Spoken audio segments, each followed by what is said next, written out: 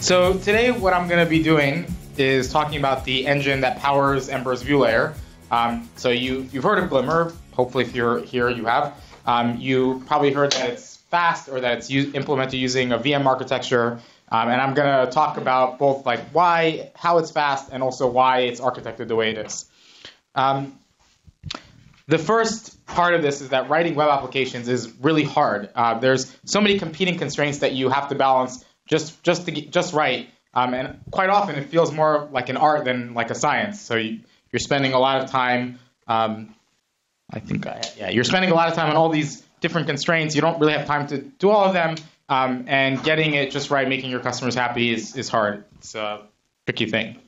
And in fact, in many ways, web application development is one of the hardest kind of programming there is at all. And that's because users of the web demand extremely fast loading compared to native platforms, right? So a native platform, if you click on a link that says download the New York Times app, you're willing to wait several minutes sometimes to download the New York Times app. But on the web, you're expecting to get it right away.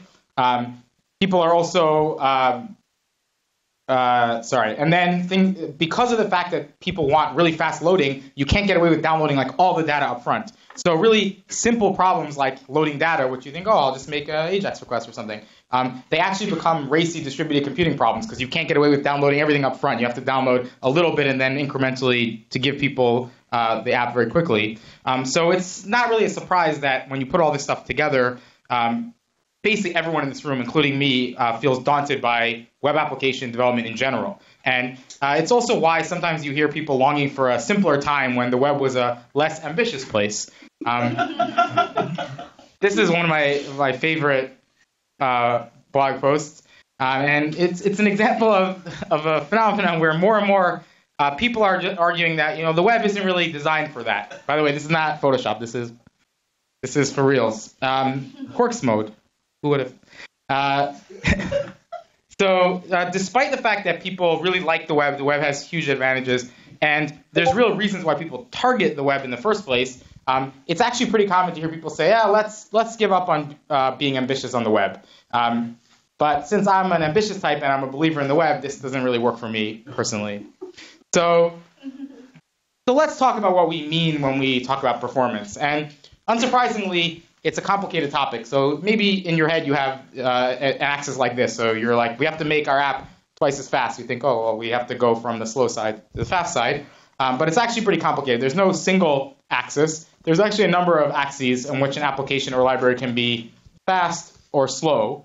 Also, unsurprisingly, these conflict with each other. But in order to maybe make sense of this performance landscape, I want to break it down into two categories. The first category is basically the bread and butter of the web. It's how fast the user gets something meaningful after typing a link to your site coming from a cold cache. Like the first time they click on LinkedIn.com or Twitch.com or whatever. People in the room. Airbnb.com. So people... That's what this is. Square.com. Adapar.com. Build.adapar.com. Fastly.com. All right. So basically, people click on the link, and there's an amount of time it takes to get there with a cold cache, and that's, I think, something that the web has always been good at. Sometimes people complain that it takes a long time, but when people complain that the web takes a long time, they mean it like took 10 seconds, and then you can spend 5 minutes waiting for a video game to load or to download an app. So the web is actually pretty good at being lightweight, at downloading fast, at rendering fast in the first place, and it's actually pretty good at doing all this even on pretty slow networks. On the other side, there's responsive, which means basically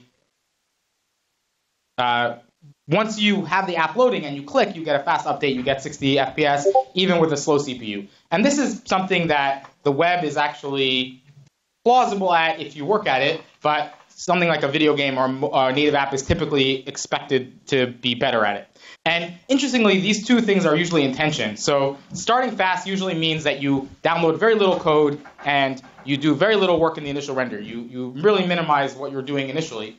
But interestingly, in order to stay fast after the initial render, you need to be smart about what we did to render it in the first place. You have to do some bookkeeping. And the more smart we want to be about the about the updates, the more code we have to load in the first place. So there's basically this weird conflict. There's weird tension between doing very little so that we get stuff on the screen very fast, and then being able to update things quickly later. It's actually a tricky tension to get right.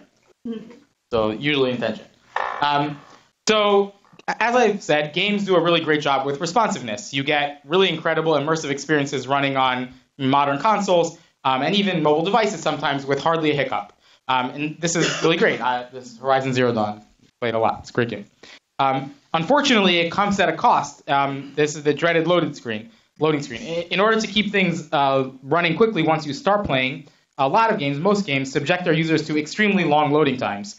Sometimes they need literally minutes of loading time. This is like on a PS4. Somehow I'm waiting, like this thing takes, I don't know, people play this game, it takes a very long time. And what they're doing is they're doing all this upfront bookkeeping so that when it comes time to keeping things smooth later on, things are fast.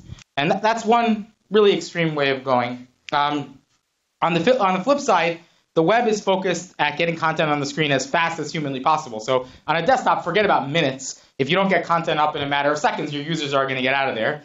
And as Alex Russell said here, the web superpower is that it's so good at this kind of ephemeral usage, the kind of usage where you didn't really know that you were going to look at that content, but now you clicked on a social media link or something, and now you're looking at that content.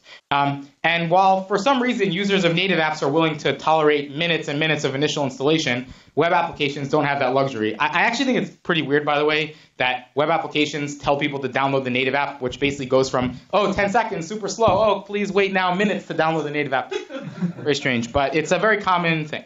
And actually this whole situation here about things loading quickly is actually worse in emerging markets, which actually provide a kind of anti-Moore's law effect. So what's happening is, as the internet gets into more and more places that it hasn't been in before, the devices in those places end up being slower. The internet ends up being slower. So we're getting a huge amount of new accessibility, more places than ever before. But those new users overwhelmingly have worse connectivity and worse devices. So we have sort of this anti-Moore's law effect. As the internet extends into more and more places, we have to deal with worse and worse devices. So it's just true. It's not ID6, though, so... Depends if you use the Samsung Galaxy S3. So if we want to reach these users without giving up on building ambitious products on the web, we have to actually find a way to do more with less. And it goes without saying, of course, that slow connectivity isn't only a problem for emerging markets. Every time you drive a new tunnel, go and take the subway, or leave even a major urban area, you have to deal with the same kind of constraints. And weirdly enough, millions of people in the United States buy phones every year that are basically the equivalent of like a really bad phone in an emerging market. Like for a long time, the Samsung Galaxy S3 up to like a year ago was a very popular phone in the United States. So bottom line is issues of slow connectivity and limited CPU capacity are here with us for a long time. As long as the internet still has space to grow, the spaces that it grows into will have poor connectivity and poor CPU. So we can get fast internet to more places, but for now, the frontier is going to keep expanding out. And really importantly, we're not going to be able to ask web developers, people in this room, to shoulder this burden themselves. And a lot of times that's what you hear people say. You say, in order to be good for emerging markets, you have to figure out all the incantations. You have to learn how to use Service Worker. You have to learn how to use IndexedDB. You have to learn all these really hard HTTP2, right? All these complicated techniques to make things fast. And frankly, as I said before, web application development is already hard. It's already really challenging. And most programmers, including myself, when I work on my application, don't have time to think about adding these incantations on top of what's already a very hard project, on top of all the skills that we already need to build feature-complete and robust applications. In practice, if you think about it, what we are spending most of our time doing when we're building applications is building features, and it's already a full-time job to get a feature definition from product manager or your customer and build it. That's already all of the time that you have. So if we want to build applications that are ambitious and also accessible, we're going to have to find some tools that can achieve better performance by default. So as we saw before, games achieve runtime responsiveness by making users wait forever as they load. And native applications achieve runtime responsiveness by making users wait also forever to download them. So is there something that we can do to achieve good responsiveness on the web without sacrificing the short time to content that Alex in a few slides ago called the web superpower? And yes, at least this is what I'm working on. We can bend the curve of initial render and responsiveness by compiling away the runtime. We can give users content quickly that remains responsive by, instead of having to figure out how to make the runtime smaller and smaller and smaller, by compiling it away. So let's dive into what that means. That's a cool slogan, but let's talk about what it means. So what Glimmer is trying to accomplish in order to, I realize that probably the biggest question you're going to want to ask me at the end is how is Glimmer ending up in Ember, and what does that mean? And I realize I don't have good slides on that, so please ask me at the end. So we basically, we realized a while ago that this was the problem that we wanted to solve, and we built a rendering engine called the Glimmer VM. And yes, the Glimmer project uses both a compiler and a VM architecture to achieve the performance goals, and we'll see why in a minute. So first of all, the Glimmer VM is the rendering engine that's used inside of Ember. So unless you're on a very old version of Ember, like before 2.6 or something, at this point you're using Glimmer inside of your application. It's actually Ember's third rendering engine, but actually a cool thing is that Ember's template syntax has remained pretty compatible the entire time, as you know. And that's basically sort of a guiding constraint to this whole thing, was that we take this in the same way that JavaScript got much faster without changing the programming language. Making Glimmer much faster without changing templates was a core constraint and continues to be. And Ember, of course, as you know, is meant to be used for full-fledged applications, but a lot of people actually want to use Glimmer in simpler contexts. So a thing that we announced last year is that we, to make the use cases of smaller applications possible, we built a library called GlimmerJS, and that basically allows you to use Glimmer in standalone contexts. And at the moment, GlimmerJS is still pre-1.0, but actually a cool thing, and I'll talk about this in a bit, is that it allowed us to experiment with ideas that eventually will make their way back into Ember and make Ember much better in ways that are a little tricky for us to do without worrying about breaking compatibility. And on the others, so GlimmerJS takes the Glimmer VM, bleeding edge Glimmer VM, and makes a framework out of it, and Ember, on the other side, takes basically imposes the stability requirements onto the Glimmer VM, and usually is a little behind, and I'll talk about that eventually, probably at the end. So, okay. So here's an example of a GlimmerJS component. So first of all, how many people have at least looked at GlimmerJS or played with it, like a third of the room? So basically, GlimmerJS is kind of like if you took Ember, removed the router and the stuff that make it an application framework, and then added the class stuff from the previous presentation. So here's an example of a Glimmer component. GlimmerJS in general has a really nice, modern, and minimalist component API, and it's basically being used to prototype what we eventually want Ember to look like, and it's actually serving a very similar role to the previous talk, basically letting us run ahead a little bit, see how things go, see how users like it before we commit to something in Ember proper. And in Glimmer, you don't have to mess around with observers or bindings or set state or anything like that. You just have to tell us what properties might change with the track decorator, and anytime you change property using normal JavaScript syntax, no set or get, we will update the DOM automatically. So in a lot of ways, it has a similar mental model as Ember has, but unlike Ember, where you have to either enumerate a list of tracked computed property dependent keys or use set or get all the time, in Glimmer, we basically eliminate those requirements, and the ways that we did that are actually portable to Ember, and hopefully we will upstream those things. I guess this is a thing I don't have in my slides, but it's worth pointing out. The work that the previous talk was talking about the class system, is actually really a prerequisite to merging a lot of this stuff back upstream. So what turned out to be basically a bug fix RFC that enabled all this interesting work in user space that we saw also enables us to start pulling this kind of stuff upstream. You should see a lot of the same syntax here. And unsurprisingly, Glimmer uses handlebars templates to describe the DOM output of every component. like this on the left side. Now, a lot of people want to tell you that templates are less powerful. They're like training wheels until you reach level 19 enlightenment of doing everything in JavaScript.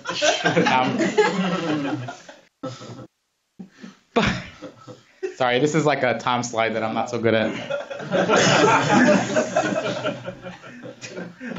But if rendering costs dominate the performance of most web applications, and that turns out to be true. If you look at a web application, the vast majority of the time in all frameworks is rendering time. Doesn't it make sense to have a language that allows us to optimize exactly what rendering is doing? So in terms of Glimmer, the key insight of Glimmer is that Handlebars, the programming language you've all been writing your templates in since pre 1.0, is actually a declarative functional programming language for building and updating DOM. And actually it has more in common at the lower level with something like Elm than like the string concatenation libraries like ERB or whatever you're used to on the server. So people usually think of templates, they think about string concatenation, and really what we built is a functional reactive programming language. It's legit. It was string concatenation originally. It was string concatenation originally. Two iterations ago. So what happens if we view Glimmer through the lens of a functional programming language specialized for producing and updating DOM? Let's take a look at what it looks like. So first of all, you would expect a programming language to have a compiler and a runtime, and the bulk of Glimmer's code, if you look at the code base, is actually in the compiler. And the goal of the compiler is to reduce the amount of code that we send to the browser. If you've been using Ember for a while, you might remember that I think around like 2.11 or something, we probably cut the application time in the application size in half, and that was the first version of this, where we started doing way more stuff on the server, reduced the compiled output of your templates, and in general, that is the goal. The goal is to reduce the amount of code sent to the browser as well as the amount of work that the browser has to do once it gets the templates in the first place. And so what we really try to do is we try to move as much work as we possibly can into the compilation step. So let's take a high-level look at Glimmer's architecture. The first thing to note is that it's pretty different from what most people think about when they think of a JavaScript library.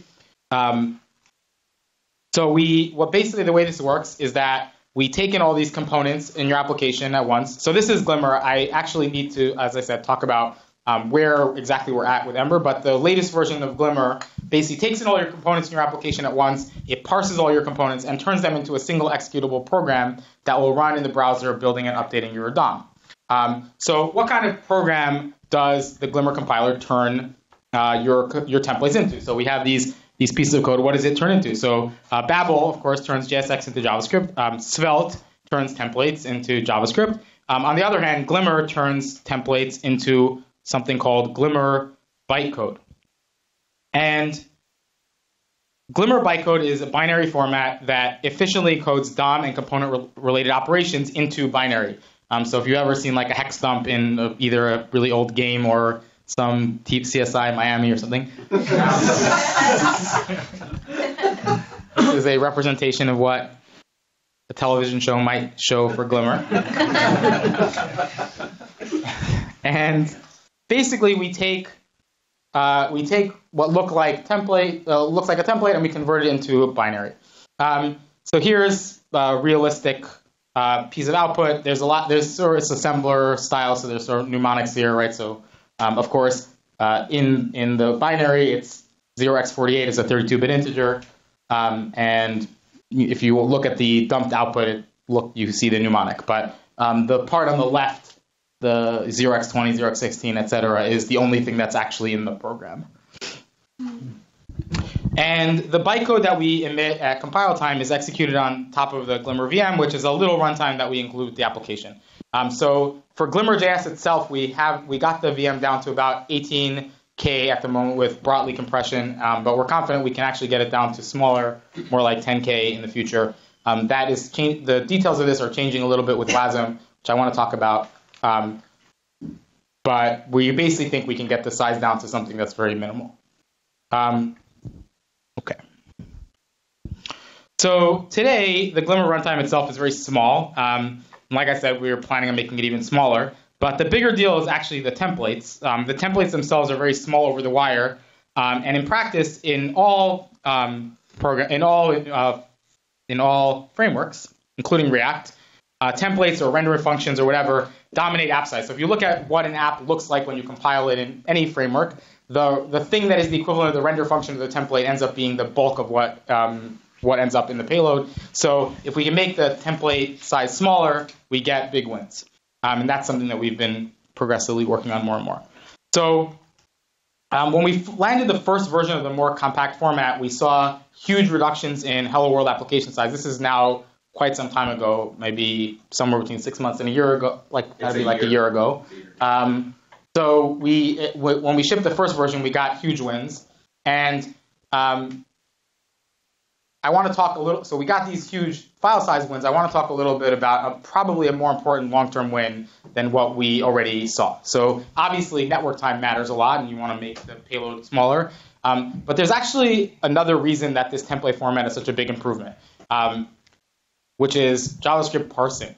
So Adi Osmani of Google did an analysis of what ends up taking up all the time during boot up. This is a last year analysis. And interestingly, JavaScript parse and compile ends up being a surprisingly large amount of time. And in many cases, especially for simple programs, the parsing and compiling of JavaScript can actually take more time than the time it takes to run JavaScript.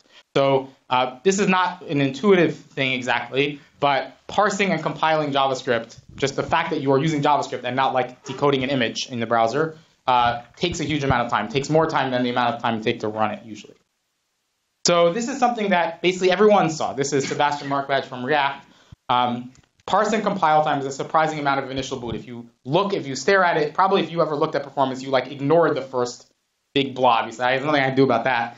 And that's largely parsing and compile time. And remember, our goal is not just to make apps snappy once they're up and running. We want to get content on the screen quickly. So we got to do something about all this JavaScript parsing. And you might have guessed the answer to our problem. We can use a compiler to do the work of parsing and compiling outside of the browser. So instead of compiling our templates or our programs into JavaScript and then evaluating the JavaScript in the browser, what if we didn't need to parse the templates at all? What if there is no spoon? So what does this template turn into? So here we've been looking at this template. What does this end up turning into in practice? So there's basically two parts to what that template turns into. So first of all, we have strings. So if we go back here, there's the string current weather or New York, right? Those strings are stored in JSON. That is going to change eventually, but JSON is actually very fast to parse. So if you're parsing JavaScript, it's a very complicated parser. You've got to do all this kind of stuff. If you're parsing JSON, you don't have to. It's a very simple parser, obvious reasons. But also importantly, if you download JSON and if you use fetch with the JSON option, you actually don't parse the JSON on the main thread. You parse off the main thread. So JSON is just a big win. So instead of having even if you have string literals in JavaScript, instead of having the string literals in JavaScript, we get some of this stuff out of the way.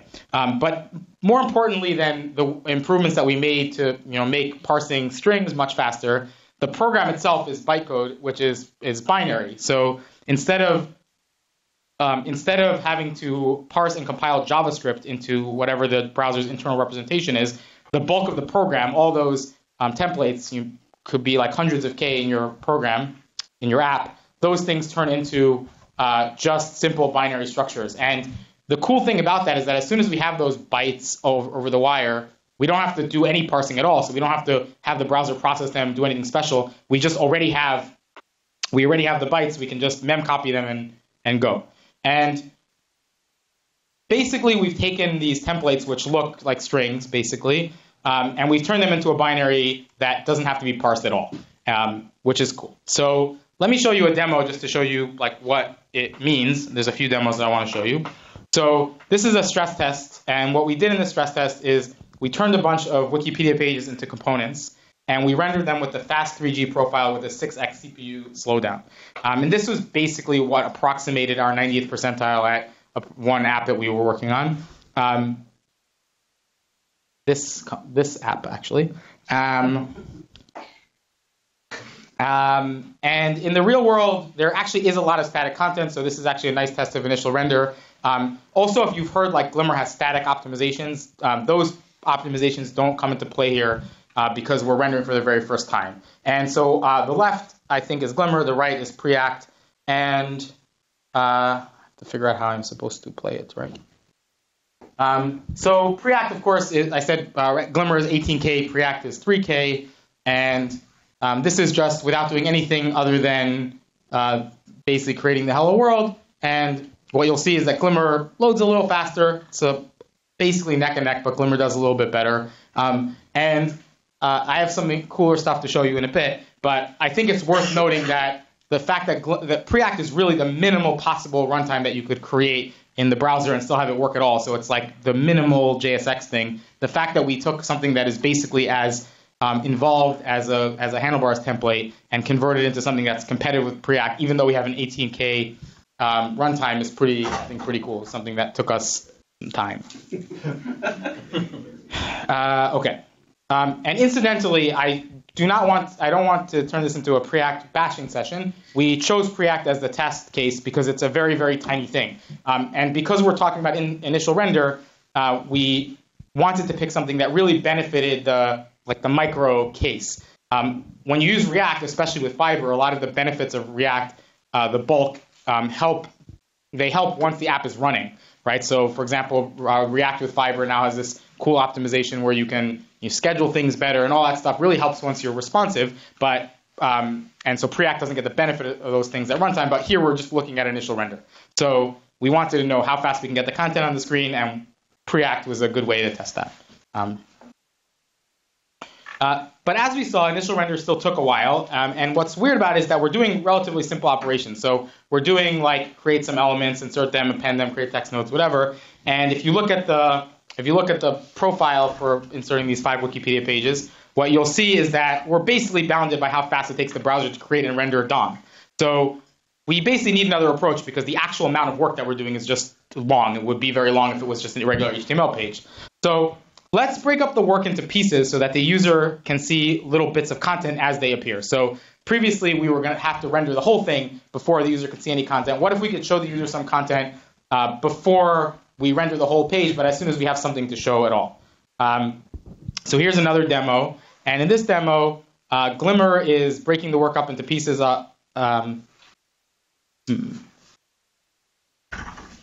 So in this demo, Glimmer is breaking up the work into pieces, and Preact is still doing, I guess it's comparing to the Glimmer before.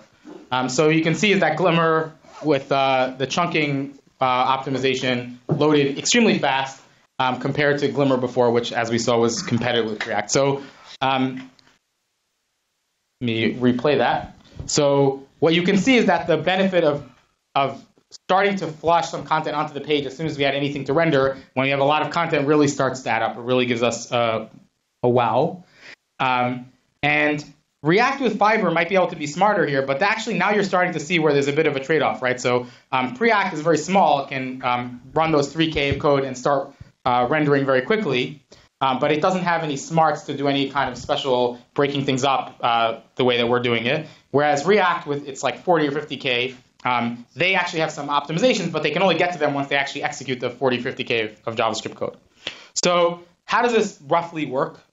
So as we said before, the Glimmer template is turned into a bunch of opcodes. So here's some random opcodes that you can imagine. Open an element, flush it, insert some text, close the element, put some dynamic content on the page.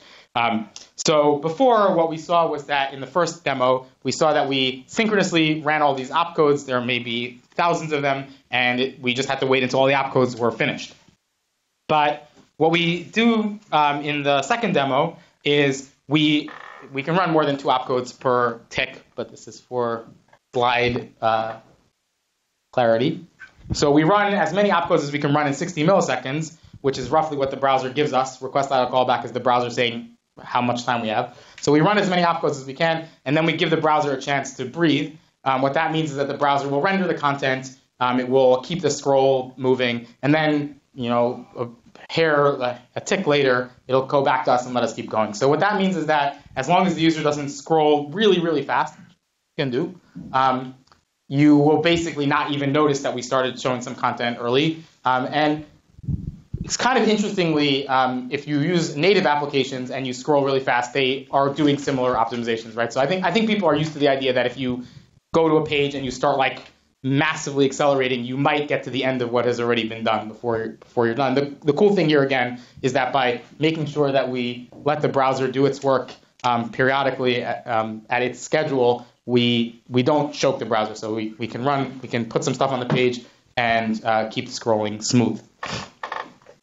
So this is basically because we broke everything up into binary opcodes, which is cool. Glimmer 0.9, which was already released, has this capability built in. So if you use GlimmerJS, it has the capability built in. Before I talk a little bit about Ember, I just want to say I didn't get a chance to talk about a ton of other important features of the Glimmer VM. So we do update performance. We have really good update performance without you having to do anything special. So we basically do the should component update optimization automatically. We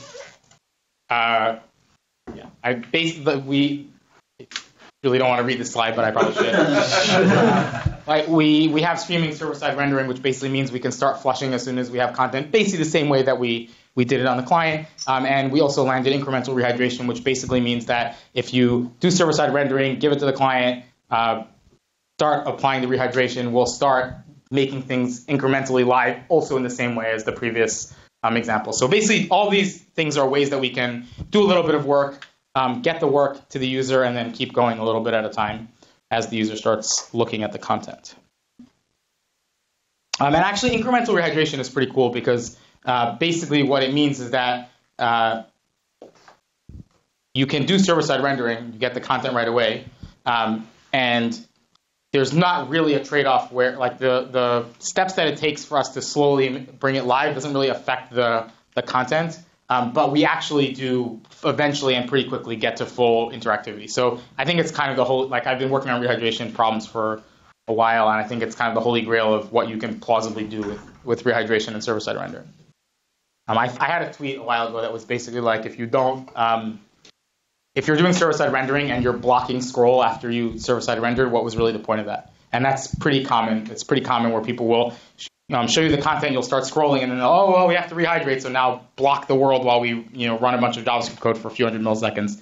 And that really doesn't, I don't really see even what the point of that is. Okay, so if you want to check out Glimmer, there is a playground at glimmerplayground.netlify.com. If you're a fan of 90s movies, you might notice that there's a little pie icon on the bottom, the net, and it will show you the opcodes. So you may just find that interesting. Just check it out, see what's up. It's actually pretty cool how small it ends up being.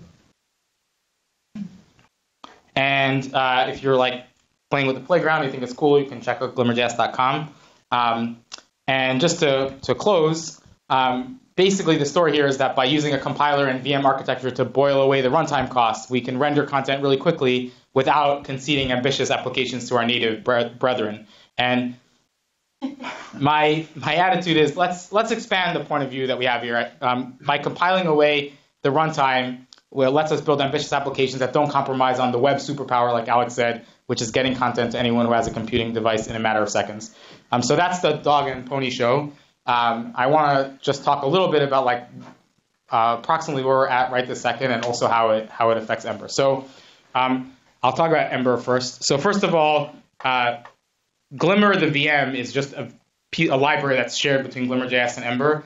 Usually Ember is a little behind. I think over time we'll try to be a little less behind than we are now, but it basically has to do with stability, right? So we end up doing a lot of experiments on Glimmer VM, and we want to make sure that we take the time to make sure that Ember apps aren't regressing.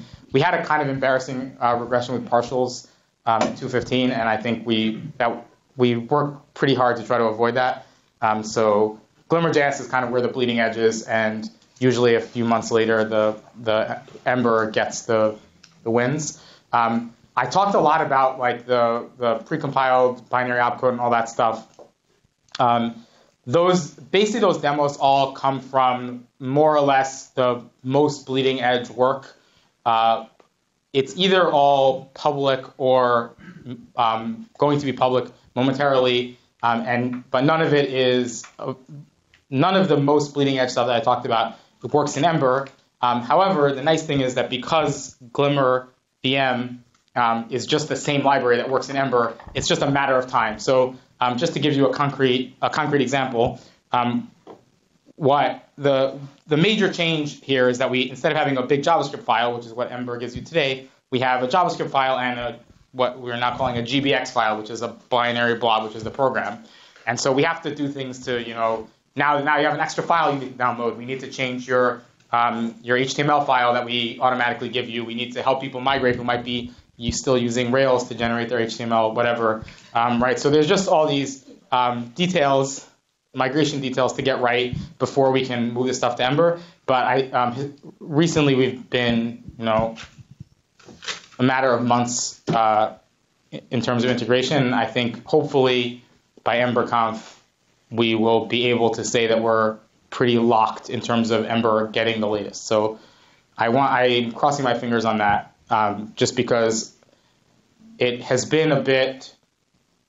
I think we've been working pretty hard recently just to prove out that the Glimmer model works at all, and a big part of that was like not leaving Ember users out to dry to deal with all that churn. So Ember just kind of drifted away from Glimmer Master. But a bunch of people, mostly at LinkedIn now, are in the process of getting Ember up to the latest Glimmer Master. It involves like moving more stuff to TypeScript for boring reasons. And once I think next time we get Ember caught up to Glimmer Master, I think we're gonna try much harder to do regression testing and make sure that we don't drift away again. So that's the Ember story. And then the other thing, the latest work that I've been doing, which I don't have slides because it's so new, is I've been working on migrating like another experiment now that we prove that the incremental stuff works, is basically to migrate some of the most deep internals to WASM code. So if people don't know, WASM is just a new way of basically running native code in the browser, which is a weird thing. WebAssembly. So WebAssembly is just a thing. You can run assembly in the browser. Little did you know. And we've been always, because the Glimmer architecture is so binary, it's like really low level. We're dealing with bytes and moving pointers around, things like that already. That's already how it works. It isn't that hard for us to migrate towards not just like a kind of machine-ish architecture where our registers are in JavaScript, but to a native architecture using WASM. So I've been working on getting Rust to. We're going to be writing the lowest level code in Rust. Been working on getting Rust set up with Broccoli this week, and hopefully the next few days we'll have some of that working. The kind of weird thing about WebAssembly, it's like we're so used to things not landing for a long time. WebAssembly actually landed in all major browsers, and the only IE11 is the only browser that, for obvious reasons, is not going to get WebAssembly. But IE11 has ASM.js, which is the precursor, and you can compile WebAssembly to ASM.js. So I think we have to be somewhat careful about performance there. But I personally feel pretty good about having set up this binary architecture. I think there's a lot of headroom here where we can take what is currently a kind of finicky, like we're kind of using JavaScript as a DSL for writing Rust. It's kind of what's happening. So it's only a handful of people can write it. If you think it's hard to write Rust, it's really hard to write JavaScript that is a DSL for writing basically Rust. I think I'm enthusiastic about getting the lowest level code into something that's more appropriate for low level code. So I guess keep an eye on it. There's a branch called WASM on the Glimmer VM if you want to follow along. I've been writing pretty detailed commit messages recently. And yeah, there's still a lot of months before EmberConf, right? There's like 3 or 4. Yeah, I know that. I feel like the train cycle doesn't leave us a lot of space. Anyway, I'm sure we'll talk about it more there, but it's been cool. Yeah. What part of Glimmer VM are you writing in Rust? Could you explain that? Yeah, sure. So basically the way the Glimmer VM works is that a lot of operations are like create a text node. Obviously, that's a very high-level thing, and WASM does not allow you to create text nodes, so you would not want to write that in WASM. But a lot of the code is like call a function, which basically moves a pointer, if people know how VMs work, moves the program counter to some other place. Or a loop. It's a loop, right? If you return, you're like moving the the RA register. If you're jumping, you're like changing the program counter, right? So there's a bunch of operations that are very low level that are like kind of the inner loop of an interpreter. As I said, they're basically already structured in a kind of low level style.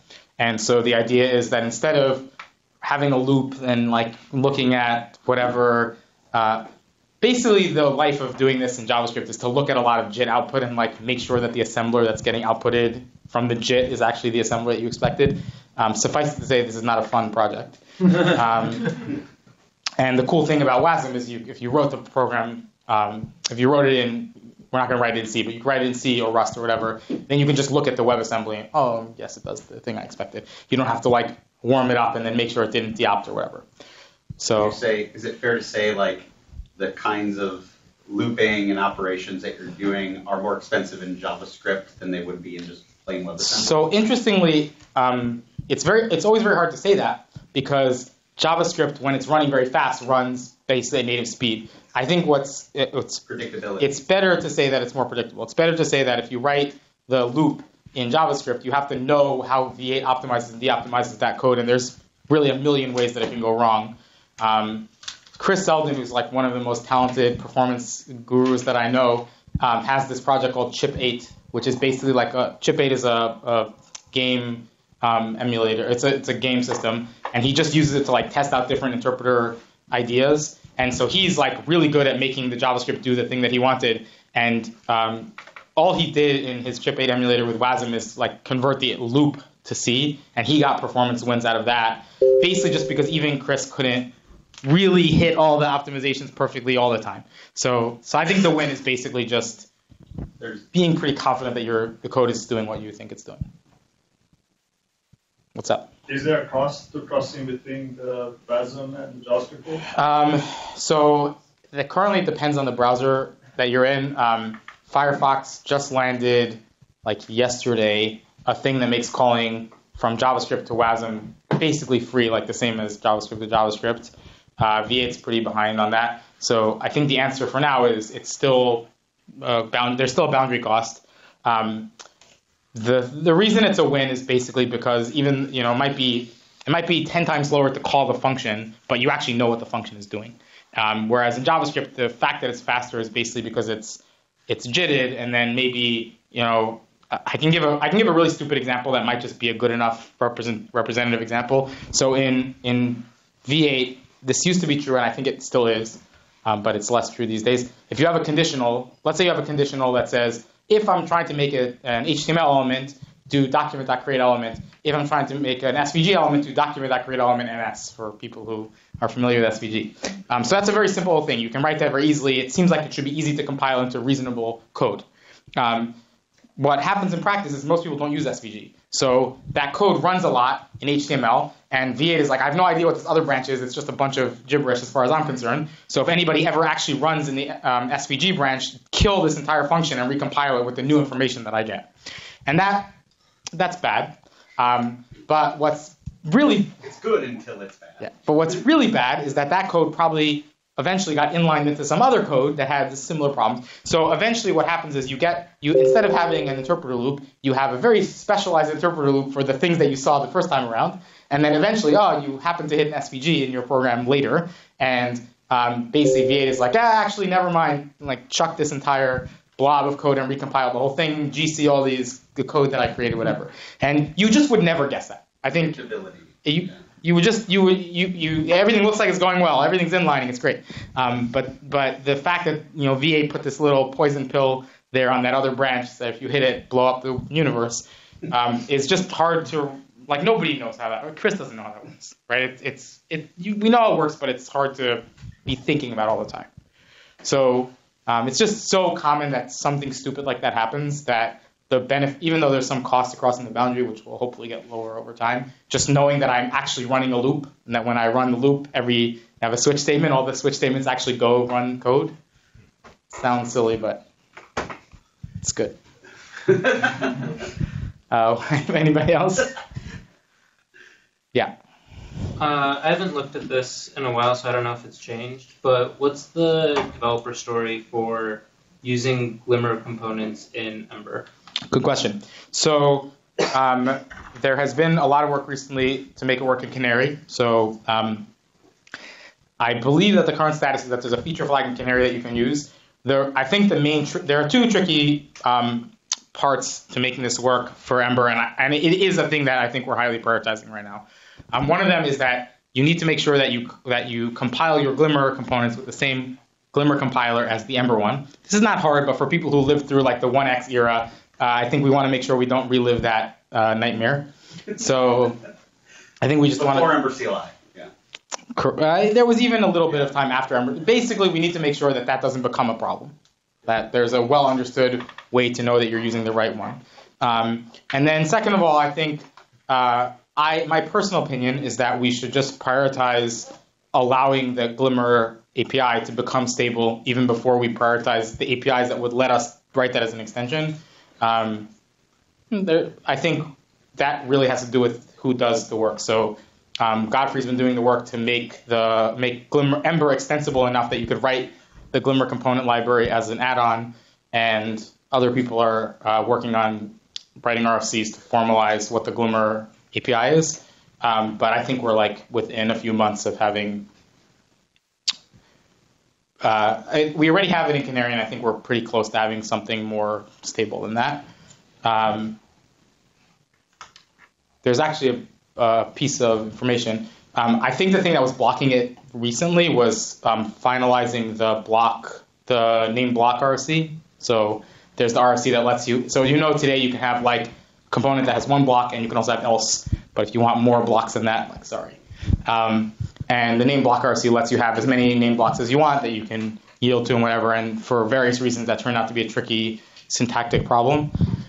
But I think we've wound it down now. And when we're in the middle of dealing with a tricky syntactic problem, that makes it obvious that if we land stuff, we're going to be imposing some compatibility pain. So the short version is I hope it's happening. The cool thing is that basically, except for the fact that we just don't allow you to do it unstable, it's the same VM, so it actually just works, right? So in other words, there's nothing intrinsic that stops you from running a Glimmer component in Ember, except that we don't want to make it, we don't want to lock down the API yet.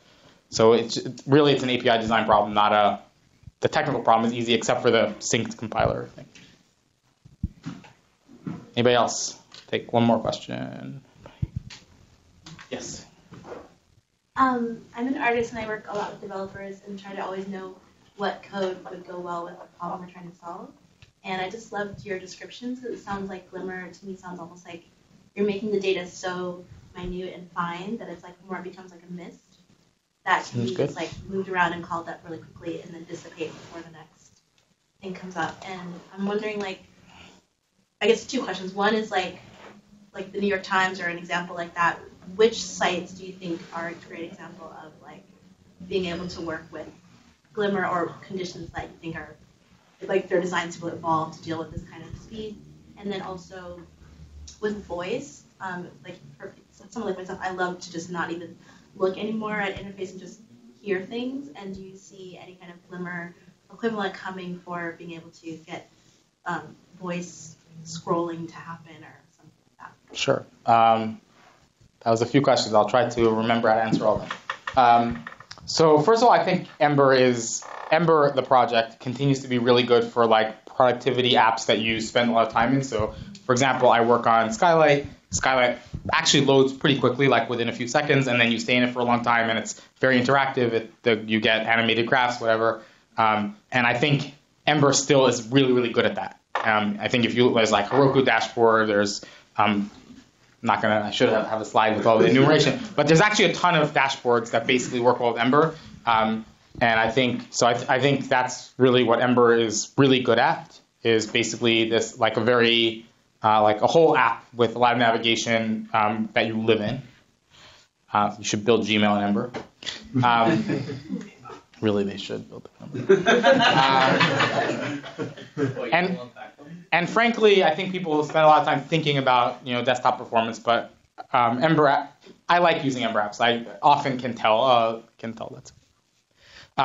In terms, I actually do think content sites, especially mobile content sites, are the right fit for Glimmer. I think we have some work to do around navigation and routing. We kind of intentionally did the V and MVC thing when we made Glimmer, and I think there's some routing work still has to be done. But I think because of the need to get content on the page as fast as possible, even a few seconds, especially in emerging markets, but even with fast internet, even a few seconds is a lot to pay when you're coming from Google. So I think Glimmer, you pay in stability and some amount of robustness and long-term community effects at the moment, but the benefit that you get is that it's basically the fastest thing that you can do, and we're going to keep working on that. The one thing that I think is kind of also worth calling out is that the way that Glimmer accomplishes the very small size is by compiling away the runtime, as I said, and what that means is that we have to know a lot of things on the server that we usually used to know in the client. And a lot of the things are very obvious. It's like, oh, if I have a component called foobar, every human using an Ember app knows that that's in app/component/foobar. So there's no real reason that we have to look it up in the client. But a lot of apps use things like custom resolvers and other shenanigans that actually in practice make it kind of hard to figure out. So another thing that Glimmer kind of jettisoned in order to make things very fast is a lot of the configurability that I think in retrospect was not always the best idea, but is used for a lot of reasons, including in apps that I work on, and some of it ends up being especially important for really big apps. So making Glimmer a better fit for use cases that want to be like really configured or customized in the way that people are like dynamic. The way that people make Ember apps do very weird things that you couldn't tell by just looking at the directory structure, and sometimes there's a good reason for that. I think that's something that it's going to take some time to figure out how to do some of those use cases without losing the performance. That's like an example of like robustness, things that you can do. You asked about audio. I don't have a good answer for that question. I personally use Google Home and I like it. And I think there's probably more, I find it interesting that like there's more interest in WebVR than like Web Assistant or whatever, given that if you actually look at like what people are doing in the world, there's more people using like Siri and Google Assistant and like are used to those paradigms than there are people using VR. So I kind of like it's a little weird that there's not like any web APIs for that, especially since it is actually an OS feature. But what would it be? I guess it would be like some. It's like an input type equals assistant. Well, yeah, but also like I was thinking more of like defining the actions that somebody can take, right? Like you speak something, you're like rendering a UI, but then there are certain decisions. I think React people would be like very enthusiastic about all the ways that JSX already lets you do it, and that's probably like abstractly true. I'm basically saying I think the web is actually not so good at it, but I as a person who likes that interaction, like I have a 10-month-old kid now, and I'm always like asking Google to play me wolf sounds or whatever. And I think more and more that's a thing. I think so. I think there's definitely space for that. I think the limiting factor now is the web APIs. I don't think there's anything great there. Cool. All right. Thank you.